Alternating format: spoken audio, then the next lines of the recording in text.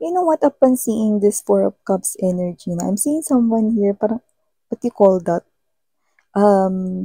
Yung malikot, no, pabalintong-pabalintong, yan, no, babalintong-balintong siya rito, no. So, it looks like this person here is lying in a bed or even sa couch, whatever, and parang di siya mapakali. No, the energy is parang nakakahilo. Sino parang di may hilo, pabalintong-balintong ka. Diba? Sino ba nangyayari rito? Who is this person here? Pabalintong-balintong. But with the Four of Cups na nakita natin kanina, it's like a message that also gives me, no, na parang this person here wants to offer something, but it looks like hindi niya pwedeng i-offer or hindi na pwedeng i-offer.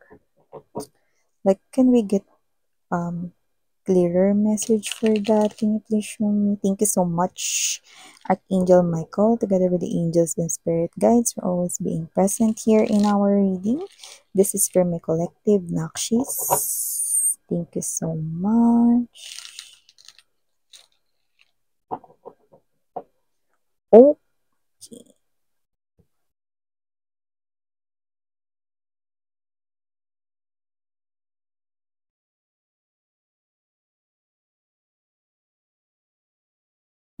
Kaya naman pala, may pabalentong-balentong dito. Okay. Ano? No? Kinonfirm kasi yon itong Nine of Swords energy to the Five of Swords. Mamaya explain ko sa inyo kung anong ibig sabihin pa nun more. Pero bago yan, hayaan nyo muna na ilagay ko rito ang lahat ng mga energies bago natin, tuluyang pag-usapan deeper. Okay? So,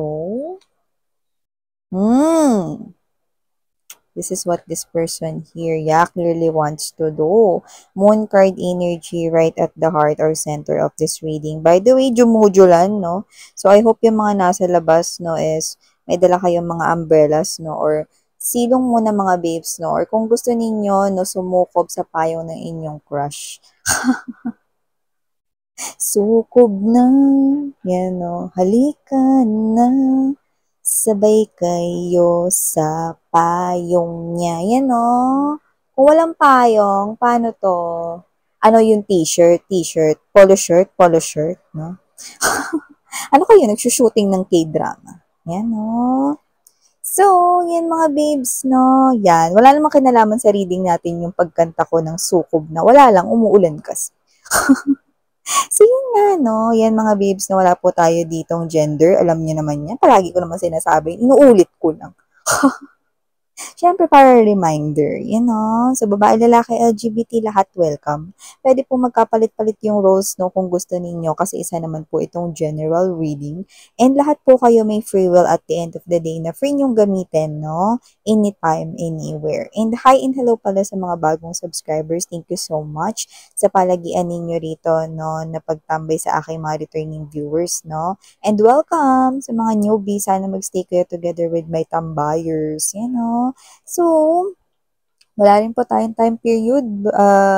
Pwedeng ito ay tapos na, no? Or pwedeng nangyayari na ngayon, pero iba ay mangyayari pa lang. So, ano ba nangyayari dito, no? With the Nine of Swords energy, no? Five of Swords right here, no? Problemado siya, kaya pala pabalintong-balintong, Problemado siya rito, no? Ang sakit ng bangs niya. Ang sakit ng ulo niya rito mga babes, no? Hindi literal na as in may migraine or no? Sumasakit talaga, no? Hindi. Ito ay klase ng energy na problemado. Yan, no? Bakit ba siya problemado, miss yan, no? Alam mo, nakakaloka. Kasi yung iba sa inyo, hindi nyo talaga siya totaling kilala. Like, wala kayong kaalam-alam kung sino ito. Pero this person right here, no, pinoproblema niya kayo rito since day one na nakilala niya kayo and since day one na nagkagusto siya rito sa inyo, no? Mantakin mo, hindi mo siya kilala, pero pinoproblema ka niya. Ano daw? Kasi kung sino man ito, no, kaya siya rito nagkakaganito, no, diretsahin na natin, no, with the moon card energy right here, no, I mean, the 8 of Cups right here, no, 9 of Cups, I mean, pero binanggit ko yung 6 and 8 of Cups, no, ibig sabihin, siya ito na nakikita niya kayo rito na Empress energy, ibig sabihin kayo po ay pinakamaganda, angat sa lahat, pinakagwapo, angat sa lahat, no, ibig sabihin nakikita niya kayo bilang walang papantay at walang kagaya mo, no? Siyempre mga babes, no, alam mo kahit naman ang kambal, may pagkakaiba din yan. So, ikaw wala ka raw katulad. So, ibig sabihin, alam mo, unang beses ka palang nakita nitong tao na to, no? Nabighani na siya sa'yo rito sa taglay mong kagandahan, no? With the 6 of Cups energy na binanggit natin kanina, no? While looking at this 9 of Cups right here, okay, and the 8 of Cups, no? Nakita ko dito that this person right here is someone na parang papunta pa lang, no? Dito sa paggawa ng koneksyon, no? Or parang kakausapin ka pa lang niya para may magsimula na something dito sa inyo, no? Pero, naunahan na siya. You know? So, nakikita ko rito na kung sino man siya, talagang totally wala siyang alam about you. With the moon card energy right here, no, pwedeng recently lang, nalaman niya rito, no, na meron na pala kayong, excuse me, sinagot or meron na pala kayo ritong someone sa tabi ninyo. Yan o, see? Maaaring kayo mismo ang nag-announce nun. Yung iba sa inyo dito, maaaring meron kayong social media. So, pwedeng nag-post kayo dito, no, ng pictures. Kung noon, puro pagkain lang pinopost ninyo or yung selfie ninyo, no, at yung place kung nasan kayo, no, ganun-ganun lang, no. But this time, it's different because you post someone related with your heart space. So, it's like maybe you've declared sa yung social media, no, that you've got someone special or maybe ni-reveal mo na in front of other people na meron ka ritong boyfriend, girlfriend, yan, no? So, I do see that this is something here na posibleng hindi mo sinabi, no? Or hindi mo rito parang sinishare sa iba, no? Yung love life mo, no? But this time, possible na nag-post ka somewhat sa yung social media, Facebook, Instagram, TikTok, ano man yan, no? Pwedeng sabi, dalawa pa kayo doon nag-TikTok kayo.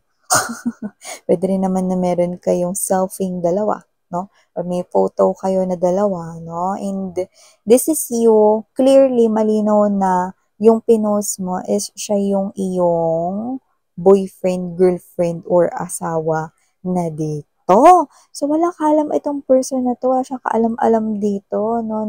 Naluloka ako rito kasi, alam mo yung parang di pa siya nag-uumpisa, busted na. Wala pa siyang ginagawa, talunan na siya. Yun yung parang sinasabi niya rito, no? And, alam mo, mga babes, na mataas ang tingin niya sa'yo. Kasi para makita ka ng isang energy bilang isang empress, wala tayong gender dito. Ibig sabihin lamang nun, ikaw ang pinakamaganda, pinakagwapo, pinakakarapat dapat na parang halos sambahin, i-adore, i-worship. May ganong klase ng energy. Ikaw yung pinaka-sexy, ikaw yung pinakamalakas yung appeal, ikaw yung pinaka-charming, tas mabait ka pa, masipag ka pa, no? Nasaya na ang lahat. Yan, no? Ganun kanya nakita.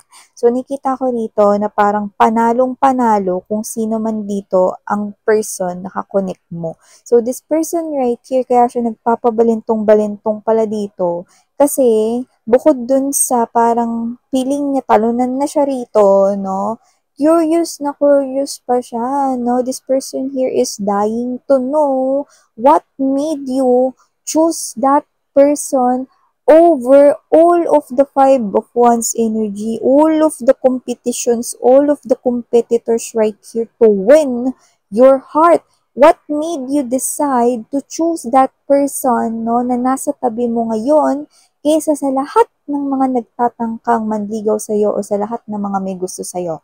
Yun yung gusto niyang malaman with the Page of Swords energy, no? Tell me the truth. Yan, no? Tell me the truth. Bakit yan ang pinili mo? Mas gwapo ba yan sa akin? Mas maganda ba yan sa akin? Tell me, yan, no? Mas impressive ba yung background niyan kaysa sa akin? Ano ba yan? Pinanganak ba yan na favorite ni Lord or whatever? Yan. See? Ganyan yung energy ng loser. Talunan. Yan, no? What made you decide daw to choose that person over him na wala pang ginagawa talaga, totoo ba? Na wala pa siyang ginagawa, no? Pero kinukumpara niya na agad yung person na yan sa kanya. Okay? Because that is the energy of someone na natalo. No? Ganun yung energy nun. Yung parang in denial, cannot accept the reality, no? Or what made you decide to choose that person na nasa tabi mo ngayon, no? Instead of choosing other options around you. Because here, it clearly shows there's evidence right here, no? Na marami po ritong gustong kumunik sa inyo, collective, mga nakshis, no? Not just because you are beautiful or handsome, not just because you have the physical looks or appearance, no? Maybe kasi, okay, you embody every beautiful characteristics and every impressive, no, na mga katangian na tinataglay mo. Okay? So, clearly, this person here wants to know who is that guy. Yan, no? Yung iba kasi pwedeng hindi photos yung pinost ninyo. Maybe it's just a caption, no? Maybe it's just by words. Now, this person here clearly wants to see that person's face. Kasi gusto niyang ikumpara sa kanya. Mas gwapo ba yan sa akin? Mas maganda ba yan sa akin? Yan, no? Or kung may photos man dito, parang lamang lang naman to sa akin ng konting paligo. Tingnan natin yung pera nito. Yan, no? Parang ganun siya. Ganun yung klase ng energy niya, no? Kasi alam mo kasi, this person here, patay na patay siya sa'yo, baliw na baliw siya sa'yo rito, no? So, mapalalaki ka man, mapababae, LGBTQs, of course, welcome din kayo, mga mahal, no? But this person here is giving me the vibe that he or she is really obsessed sa inyo. So, this person here, gusto niya makilala rito, gusto niya makita yung mukha niya, and reveal that person's face. If you just put a caption, no? Pero hindi ka naman nag-post ng pictures ninyong dalawa, no? But you just revealed with everybody right now, or you just post something related with your romantic love life, then this person here, yun yung kinababalintong niya rito. This person here, yun yung parang ikaka-crazy ng kanyang brain. It is because you confirmed that you are in relationship, that you are already taken. Yan o, see? Well, ako na lang ang sasagot ng tanong mo, huy. Yan o, kung sino man, huy, huy, huy, huy. Ako na lang ang sasagot ng tanong mo. Yan o. Una sa lahat, bakit kasi yung bagal mo? Kasi alam mo, every time na tinitingnan ka nitong person na to, mga mahal, no, para siya ditong nahihypnotize, no? Yan. Okay? I was being reminded na by the song of, I don't know if it's Akon or Neon, no, yung Hypnotize. Ba may ganong klase na? Or that's just part of the lyrics, but yeah, I do not know. I was just being reminded by that. So this person here, no, para siyang nahi-hypnotize by you. Like, hindi siya makagalaw. Gusto niya lang tingnan dito yung face mo. There's something about you na para siya ditong alam mo yon, no? Para kayong, alam pag naglaro kayo rito ng ano, sili-sili maanghang, tubig-tubig malamig. Ano yun ba siya?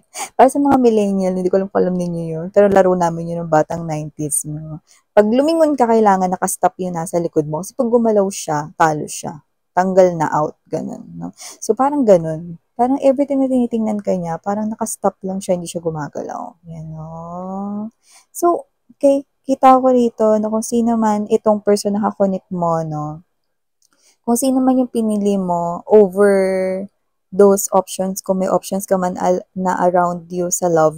Yung iba kasi sa inyo, hindi nyo alam kung gaano kadami yung nagkakagusto sa inyo. Pwedeng merong isa, dalawa na nag-reveal or nag-confess na, pero meron pa. May mga nagkakagusto pa sa inyo na hindi pa dito nagtatapat. Marami mga nagkakakrush sa inyo. Okay? At yun yung hindi ninyo alam. Konti yung alam ninyo about that, no?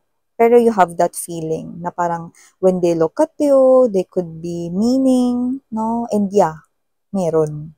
Kasi maraming nagkakagusto sa'yo dito. Pwedeng hindi pa lang kasi sila nagtatangka, no? And then, ikaw ito, na meron ka na pala ritong kakonect, no? Na iba, mayroon ka na pala iba ritong nagustuhan, no? And maybe you just revealed that person here with everybody, no? Just recently, or you're gonna reveal pa lang this, no? But everybody's going crazy. Parang gusto nila mag-rally dito na, what? Collective is already taken. Who is the lucky guy? Yeah, definitely. They're seeing that person as someone lucky, who's the lucky woman, who's the lucky lady, who's the lucky guy, who's the lucky man, diba? So here, I'm seeing that with the World card energy, Ten of Cups right here, Justice card energy, the one na pinili mo ritong mahalin is mas nakakahigit pa sa lahat ng mga taong ito. Lalo na dito.